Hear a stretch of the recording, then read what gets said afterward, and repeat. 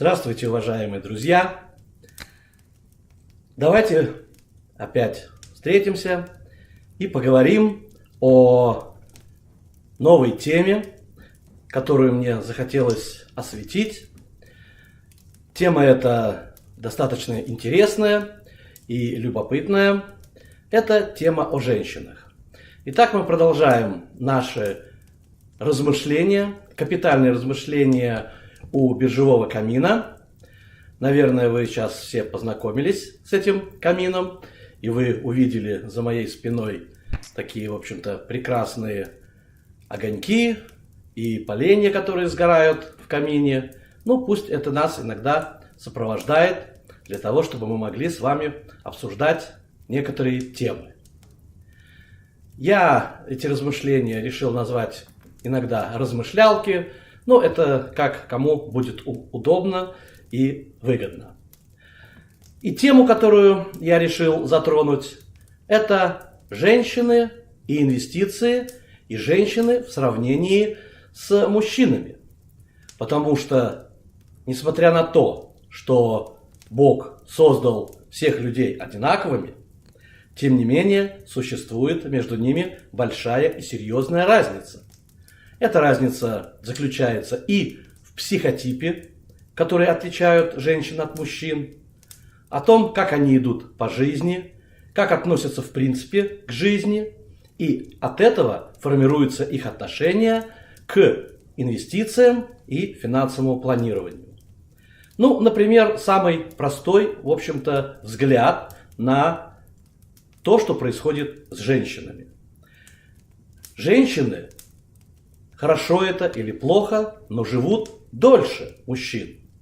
Например, в Америке живут женщины примерно до 88-89 лет, мужчины в среднем 85. И это в среднем.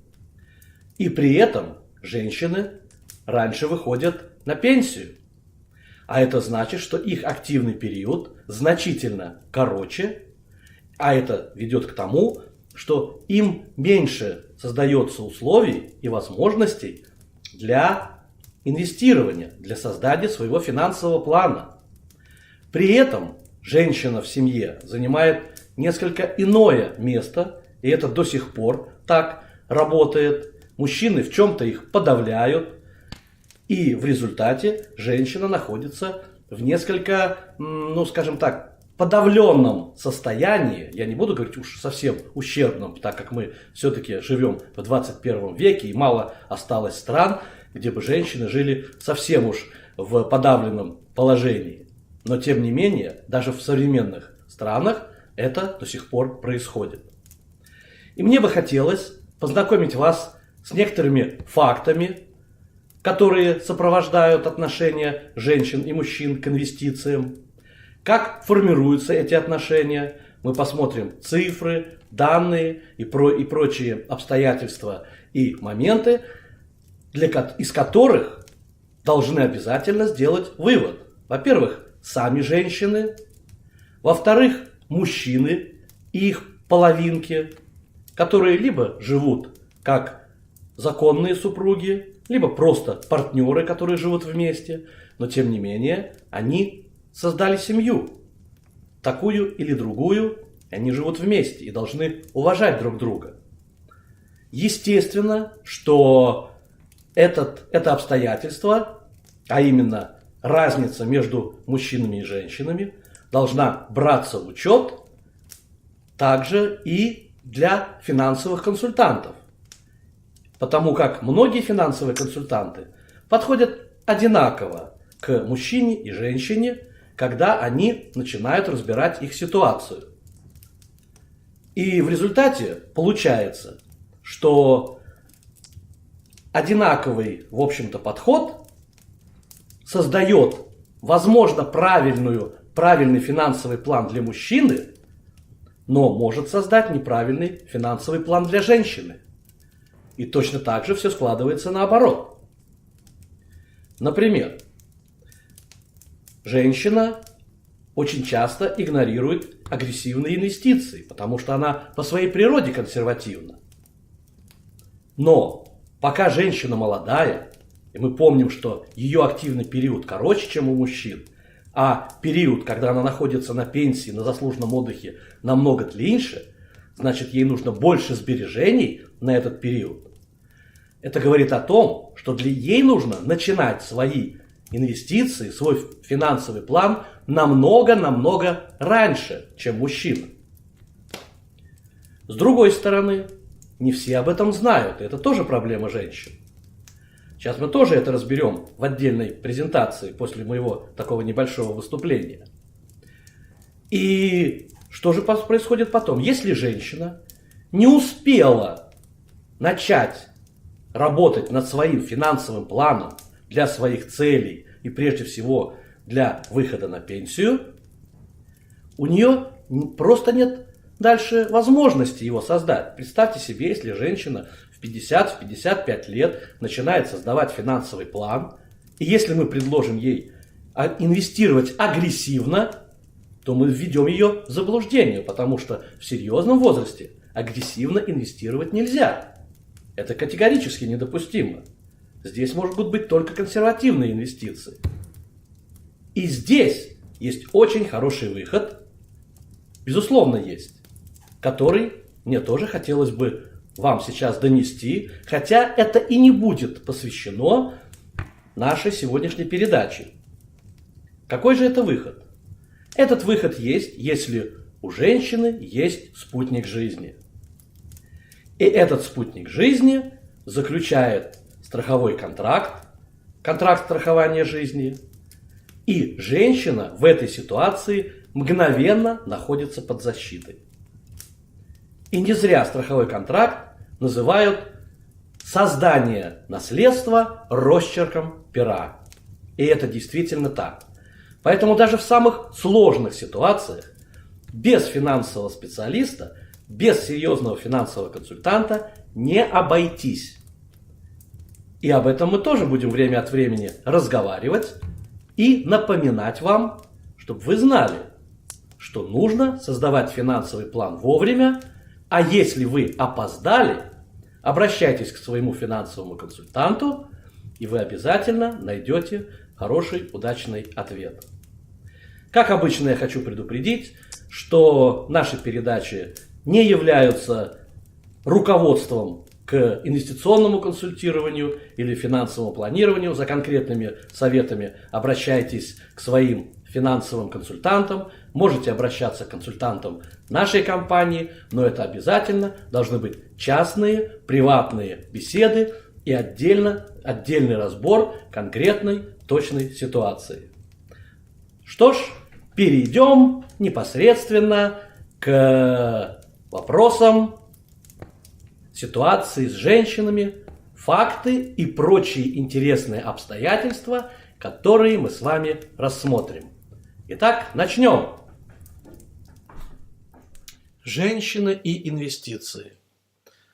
Как мы говорили, очень интересный вопрос, и любопытно посмотреть, какие же у нас факты и какие же обстоятельства сопровождают женщин, которые намерены инвестировать, либо женщины, которые даже понятия не имеют ничего об инвестициях. Посмотрим. Женщины-инвесторы сталкиваются с особыми проблемами и обстоятельствами. Кое-что мы уже упоминали. Но прежде всего это продолжительность жизни, которая у них дольше, чем у мужчин. При этом меньшие доходы, потому что активный период у женщин значительно меньше, а продолжительность жизни дольше. Соответственно, у нее формируются меньше пенсионные сбережения, что является достаточно серьезной проблемой. И, как мы отметили, короче период активной деятельности, что вызывает достаточно серьезные проблемы. Используют ли женщины свое преимущество, которое у них формируется по жизни? Исследования показывают, что женщины самые консервативные инвесторы. И чуть позже мы вам это покажем и отразим в наших цифрах в данной презентации. Вы увидите, хорошо это или плохо, мы это с вами посмотрим. Эта тенденция может меняться со временем по мере приобретения инвестиционного опыта.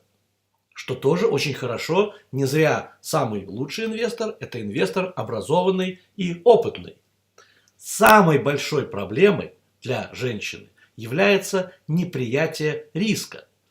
И это самый большой риск для нее, потому что когда женщина боится рисковать, значит она не получает достаточно прибыли, потому что известен принцип современной портфельной теории, что чем больше доходность, тем больше риск, и, соответственно, наоборот, на больший риск мы готовы идти, тем больше доходности мы можем получить. А если у женщины короткий период времени активный, это значит, что ей нужно идти на риск, пока она молода, здорова, имеет стабильную заработную плату и так далее.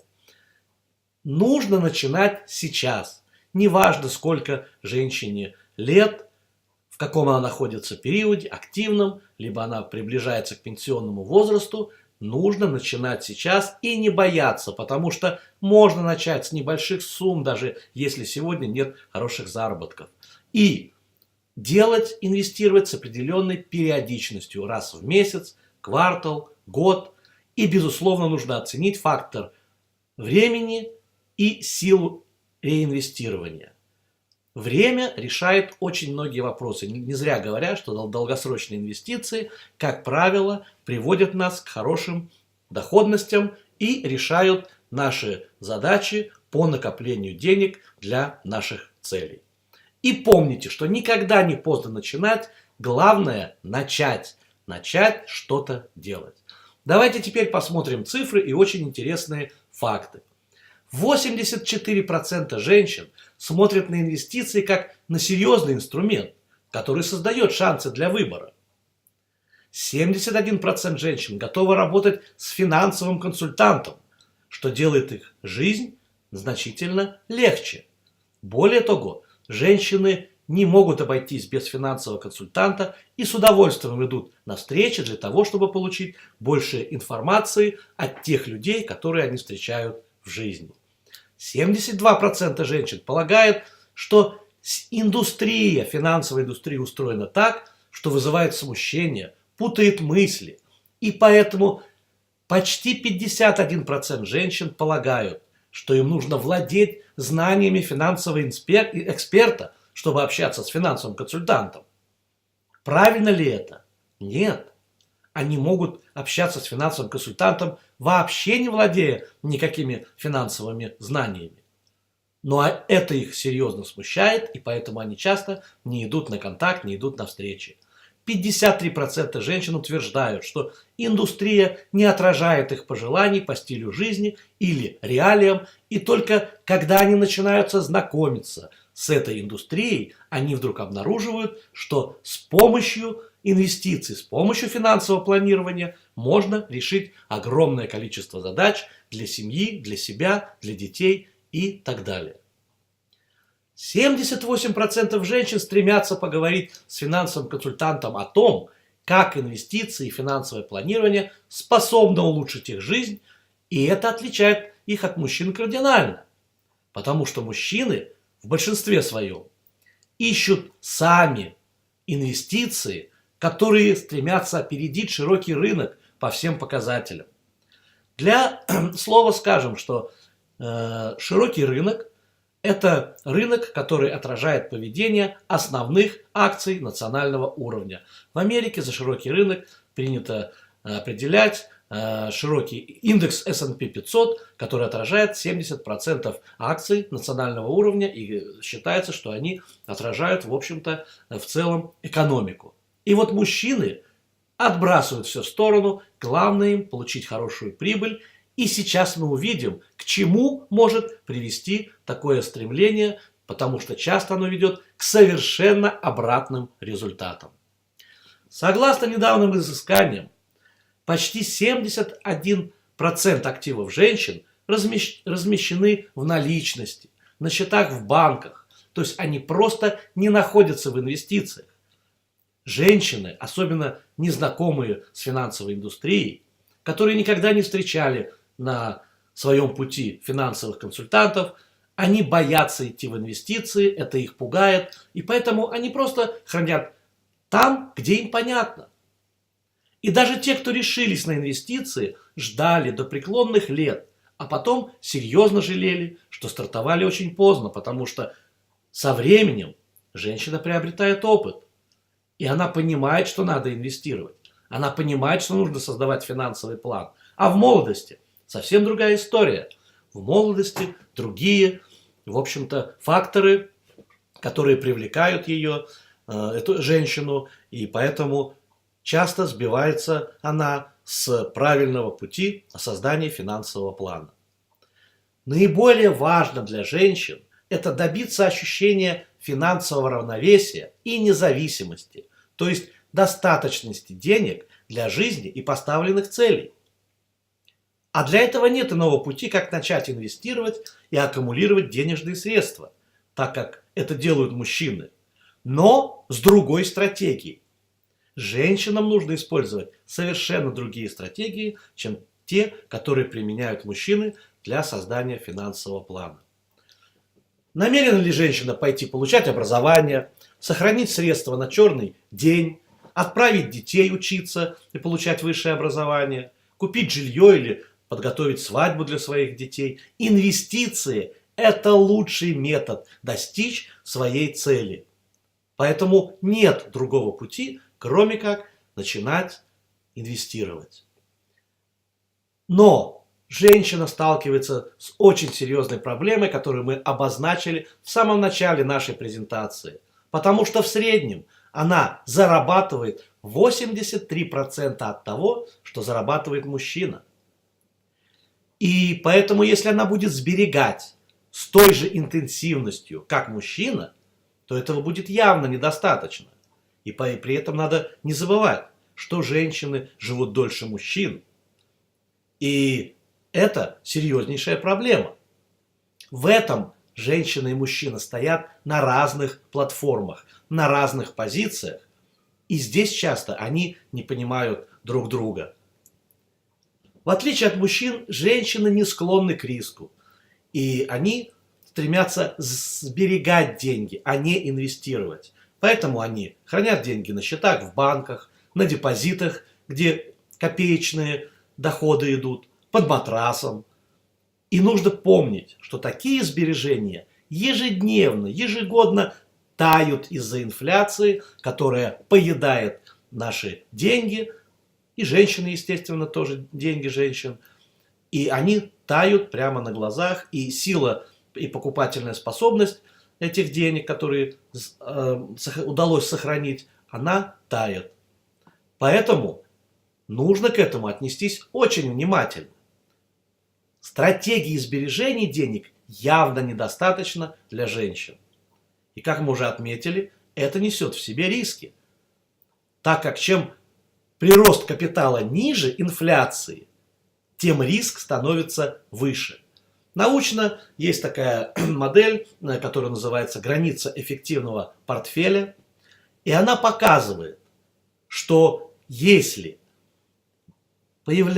складывается ситуация, когда рост денег ниже, чем инфляция, то риски начинают расти, именно связанные с этим процессом. Всем известно, что чем больше доход, тем больше риск. Но это единственный нюанс, когда чем ниже доход, тоже начинает появляться риск. Поэтому просто сберегать деньги для женщины категорически недопустимо. Обязательно доходность должна быть выше инфляции, чтобы реально получалось сбережение и прирост капитала. Вывод прост. Женщины должны инвестировать как можно раньше, но ни в коем случае не скатываться на агрессивные инвестиции, особенно при достижении серьезного возраста. В возрасте 50-55 лет, когда женщина находится в предпенсионном статусе, уже инвестировать нужно в любом случае консервативно. В этот период главная стратегия – это сохранить то, что удалось скопить за это время, а не прирастить. Потому что иначе, если инвестировать агрессивно в этом возрасте, то риски потерь могут в какой-то момент сработает, и женщина может потерять, а времени компенсировать уже нет. В отличие от 20-летнего возраста, когда можно совершенно спокойно рисковать, и можно компенсировать, даже если вы что-то проиграли на рынке или в инвестициях потеряли. Все это потом переигрывается, и долгосрочные инвестиции обязательно сыграют на пользу женщине. К сожалению, 60% женщин повторяют, как мы уже отметили ранее, что им не хватает знаний для начала финансового планирования, а 34% уверенности начинать финансовое планирование и инвестировать. И поэтому рано или поздно, но женщины должны обращаться к знающему специалисту.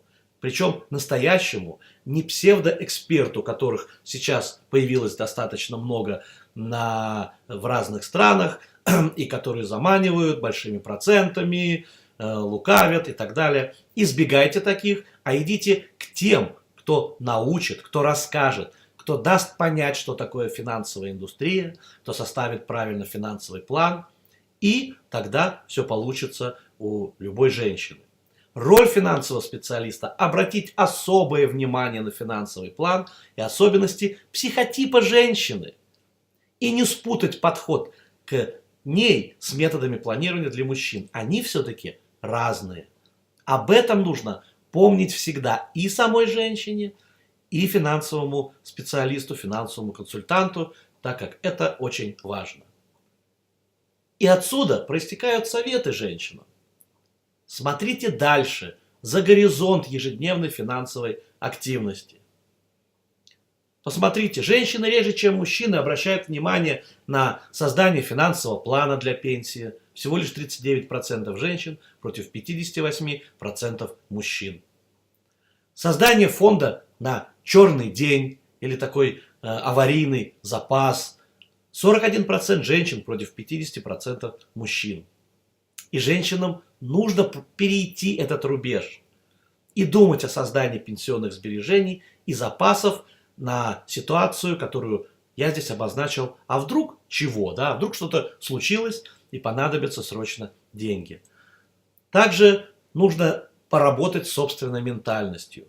Нужно ментально перестроиться с модели растрат на модель сбережений. Так уж получилось, что женщина зарабатывает в среднем меньше мужчин, как мы отметили, но тратят они больше.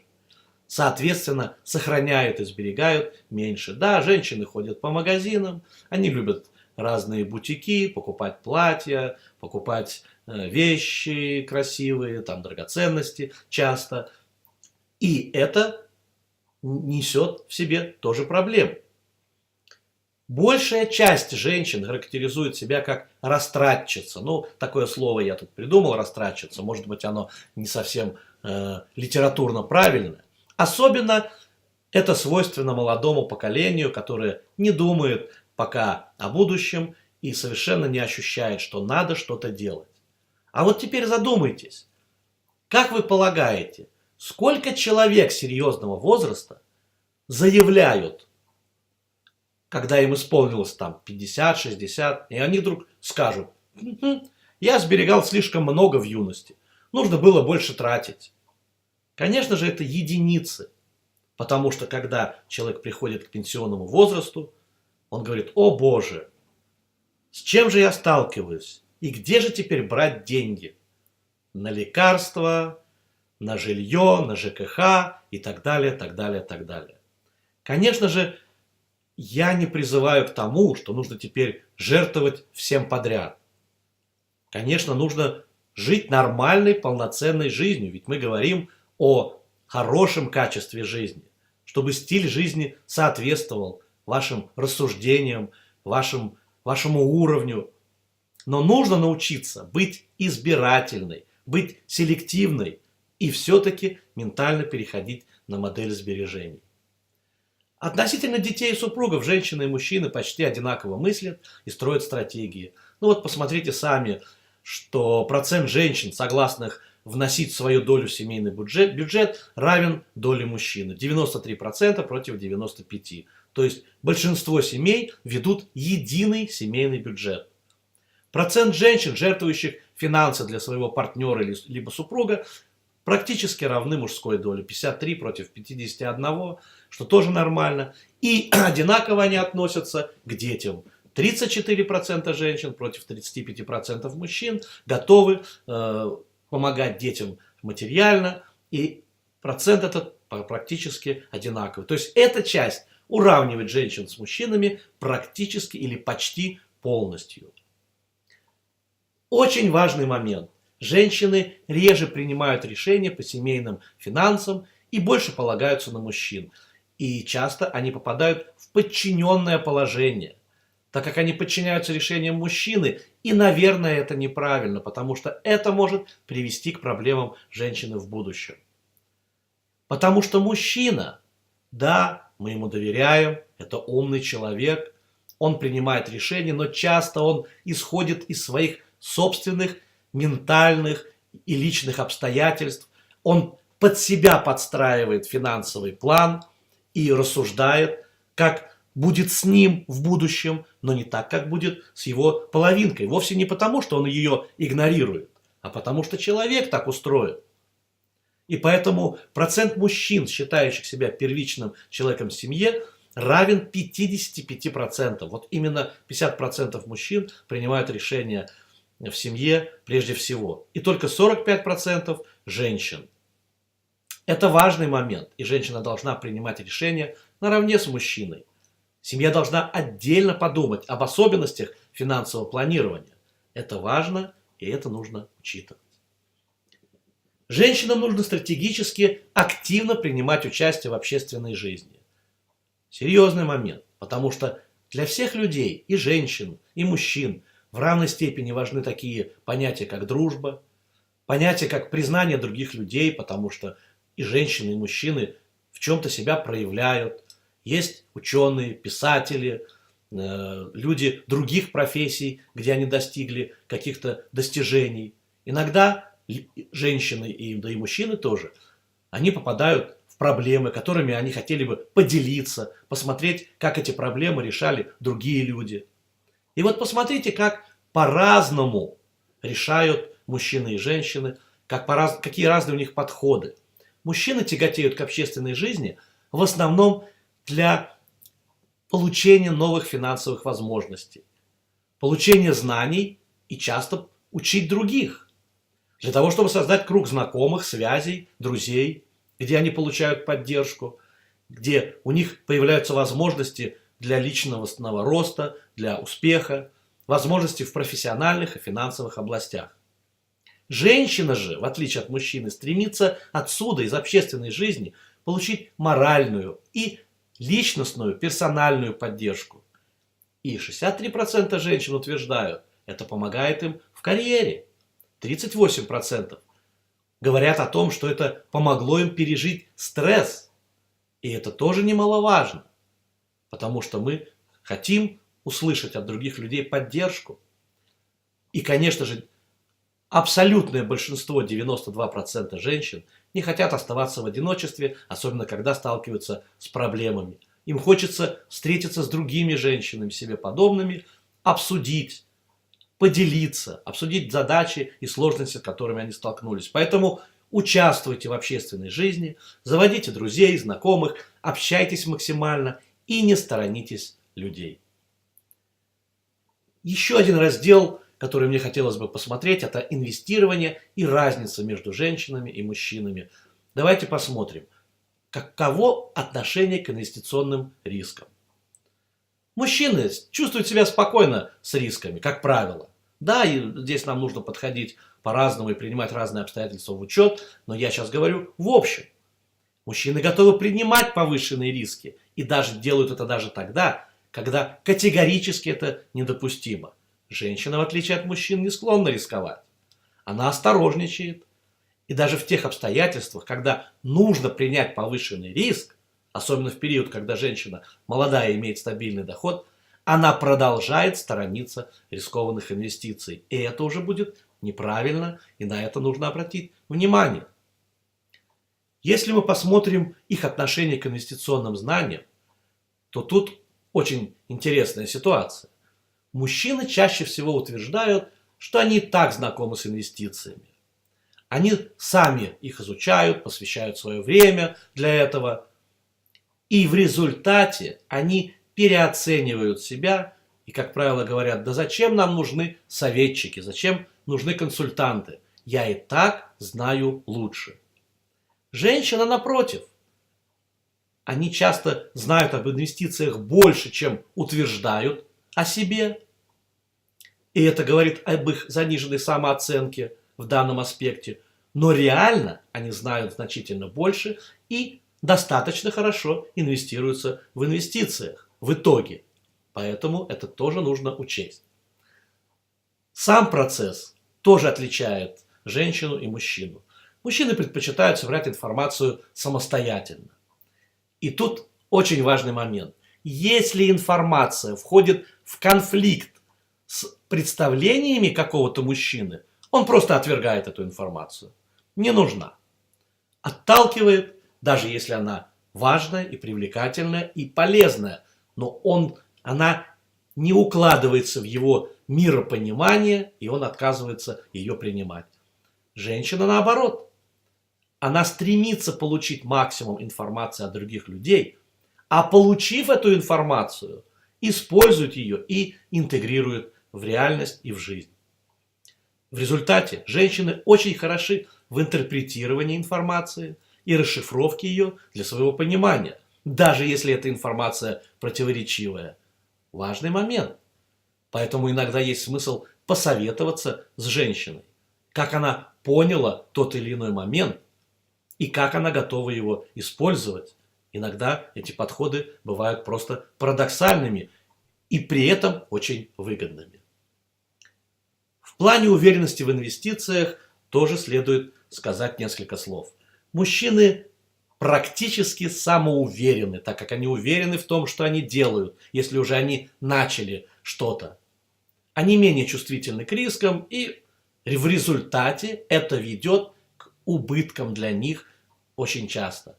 Женщины менее уверены, поэтому у них складывается заниженная самооценка, что тоже плохо, но плюс этого заключается в том, что они готовы терпеть свой портфель, и в результате портфель приносит им больше доходности.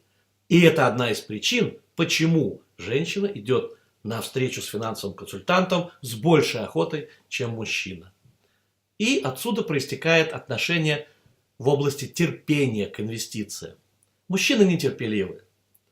Когда они не получают нужного, они начинают вносить изменения в портфель в большей части.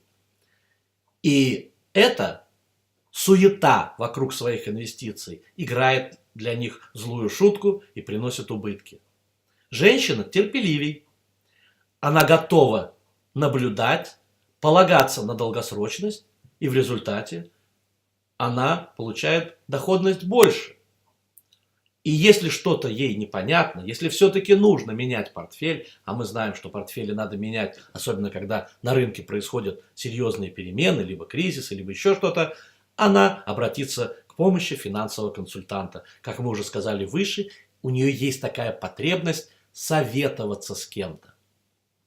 И по срокам инвестирования женщины живут дольше мужчин, зарабатывают меньше, поэтому у них меньше срок, но при этом они стремятся класть в долгосрочное инвестирование, полагаться на долгосрочное инвестирование и отрабатывать наилучшее решение для ее финансовых задач. Мужчины в общем случае терпимо относятся к неудачным инвестиционным решениям, но у них больше денег на старте, и поэтому они готовы, в общем-то, с этим работать, но при этом не стремятся держать их в инвестициях долго. Заработал, прокутил, заработал, куда-то потратил и так далее. Но это я шучу по поводу прокутил, потому что естественно, что заработал и потратил на какие-то задачи и цели в жизни. И какие-то, давайте посмотрим выводы. И женщины, и мужчины, и финансовые консультанты должны принимать в учет различия полов при разработке финансового плана и каких-то финансовых решений. Тогда это будет качественно, это будет профессионально, и в результате выиграют все. Женщины и мужчины должны осознавать свои особенности, Они, как бы там ни было, разные психотипы, разные подходы.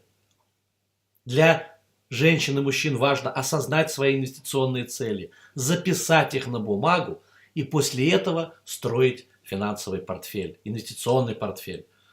А для этого нужно понимать свой инвестиционный портфель и понимать, что от него следует ожидать. И, конечно же, получить профессиональный совет. На самом деле, профессиональный совет нужен и женщинам, и мужчинам, несмотря на то, что женщины больше готовы к такому профессиональному совету, чем мужчины. Давайте посмотрим некоторые факты. Вот из всего того, что мы сказали, получилось. Было сделано исследование. Исследование базируется на данных 2014 года. Дальнейшие какие-то цифры базируются там 15 год, 16 год, вплоть до 17. Но мы можем сказать, что на основании этих исследований женщины добиваются прибыли больше, чем мужчины, на 12%. Это факт. Это проистекает из того, о чем мы только что проговорили. Вероятность, что мужчины потеряют деньги на рынке, на 25% выше, чем у женщин. И это тоже подтвержденный факт. Женщины реже теряют и меньше теряют, потому что у них есть терпение. Но я не буду сейчас повторять все то, что было сказано ранее. Мужчины на 50% чаще женщин суетятся вокруг своего инвестиционного портфеля, начинают его тусовать, менять. Это соответствует их психотипу. И это одна из основных причин неудач инвестиций для мужчин. И, в свою очередь, успеха для женщин. Любопытный факт заключается в том, что мужчины предпочитают использовать брокерские дома, в названии которых есть слово «трейд». Например, Ameritrade, E-Trade, Scottrade. Женщины, они равнодушны к таким названиям, хотя иногда они больше склонны к красивым названиям, там Vanguard, Schwab's, Fidelity и так далее. Но, тем не менее, для них это не играет большой роли. А на самом деле, один из лучших брокерских домов, Interactive Brokers, вообще-то не один из, а это лучший брокерский дом за последние, в общем-то, годы. И в нем нет слова трейд, и в результате многие его игнорируют. И только опытные, либо профессионалы, либо более опытные люди, знающие инвесторы, начинают использовать этот брокерский дом для себя. Вот видите, как может сложиться, если человек идет как мотылек на свет, так и тут на слово трейд. Поэтому тоже нужно принимать такие вещи в расчет. Несмотря ни на что, в 1,5 раза больше мужчин, чем женщин, мужчины уверены, что они обгоняют широкий рынок по инвестиционным показателям. На самом деле они теряют. Во времени это очень серьезно показано.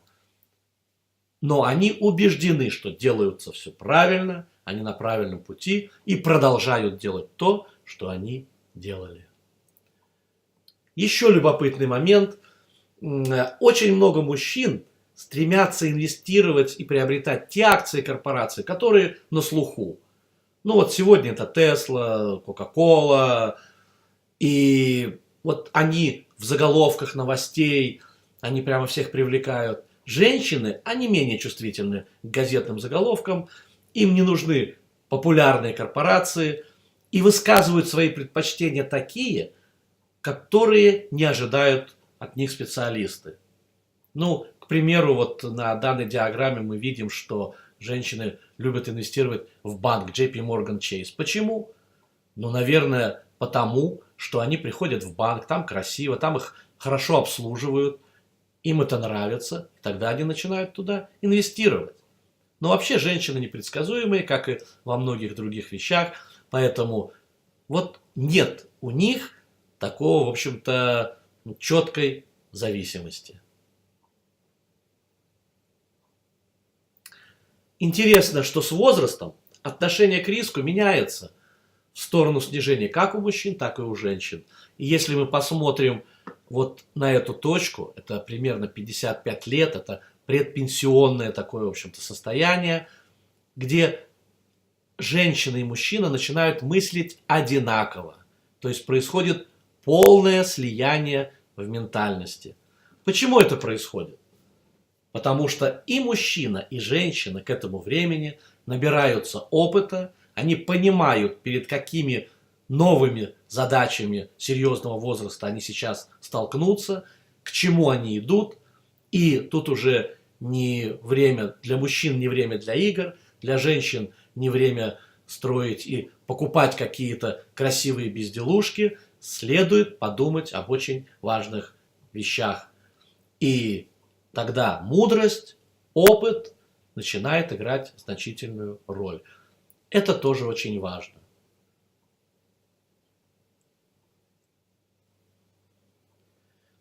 В завершении нашей презентации мне бы хотелось сказать несколько слов о том, с чем мы выходим сегодня на биржевую неделю, чтобы понять, что нам ждать от этой недели. Продолжается, в общем-то, ситуация и борьба возле границы сопротивления. Мы видим, что вот этот вот бледненький рубеж, это и есть граница сопротивления, о которую бьется рынок. Сейчас решается очень многое. Скорее всего, что эта неделя пройдет в битве внутри этой границы, либо она уже начнет откатываться. Мы об этом посмотрим. Мы наблюдаем, в общем-то, такую мини-волны Эллиота, где мы видели вот первая волна, вторая волна, третья волна, четвертая. И вот сейчас пятая волна, где-то вот в районе пятой волны происходит самое важное, самое существенное. Как вы знаете, пятая волна, она завершающая. И она должна либо пробить этот вот сопротивляющийся область, либо, в общем-то, начать скатываться. О том, по какому сценарию мы пойдем, возможно, сценарий 1 и 2 я говорил в предыдущем, в общем-то, обзоре небольшом. И мы видим такой вот большое ожидание. Ну, вообще я взял, на самом деле, всего лишь с декабря месяца по сегодняшний день, то есть за 2 месяца эта вот картиночка рынка. Мы видим, что у нас есть не спадающая волна, а потом растущая. Вот сейчас мы находимся на волне B. И, скорее всего, что нам придется ожидать волну C. Куда она пойдет, до какого уровня, я ее обозначил тут такой длинный, но это вовсе не значит, что она такой именно и будет. Но мы посмотрим, ибо рынок иррационален, и он способен мыслить самостоятельно. Возможно, те, кто увидит эту часть презентации, они уже будут знать, что произошло, потому что я это делаю на утро понедельника, 28 января, а вы уже, возможно, будете более в курсе. Посмотрим, как будет развиваться, но прогноз и мой, и специалистов, что мы будем какое-то время, всю неделю вот проведем вот в этой области. Так, может быть, колебаться, будем вверх-вниз, но в этой области мы проведем время. Хочу сказать, что, скорее всего, что следующую свою размышлялку или размышление номер 3 я смогу выпустить где-то недели через 2, самое раннее, может быть через 3, потому что я сейчас улетаю работать в Европу, где буду встречаться с разными людьми, проводить конференции и семинары, поэтому немножечко потерпите. Вот, когда я вернусь, тогда мы будем готовы работать с этим, по всем этим вопросам и продолжим наши размышлялки. В моих планах собралось очень много тем, очень много, которыми я хотел бы поделиться. И это не обязательно на биржевые состояния биржи. Хотя, наверное, на бирже я буду давать буквально 2-3 слова. То есть, таким вот образом мы будем формировать наши такие вот передачки, надеюсь, которые вам будут нравиться. На этом мы с вами завершаем наш обзор. Надеюсь, вам понравился этот выпуск, где мы разговаривали о женщинах прежде всего, сравнивали их с мужчинами. Пусть мужчины не обижаются, но для женщин нужно тоже создавать соответствующие условия для того, чтобы они могли нормально создать свой финансовый план и повысили и стиль уровня, и качество жизни, чтобы они были довольными. Мы признаемся часто им в любви, говорим, что мы их любим, для них сделаем все, достанем там с небес самые прекрасные цветы и так далее, так далее. Но давайте докажем, что мы действительно их любим своими действиями. Еще раз напоминаю, что данная передача не является руководством к инвестированию, и за конкретными советами обращайтесь к профессиональным финансовым консультантам, которые помогут вам создать хороший качественный финансовый план, а также хороший и качественный инвестиционный портфель. Всего вам доброго и до следующих выпусков. Будем ждать нашей встречи. До свидания.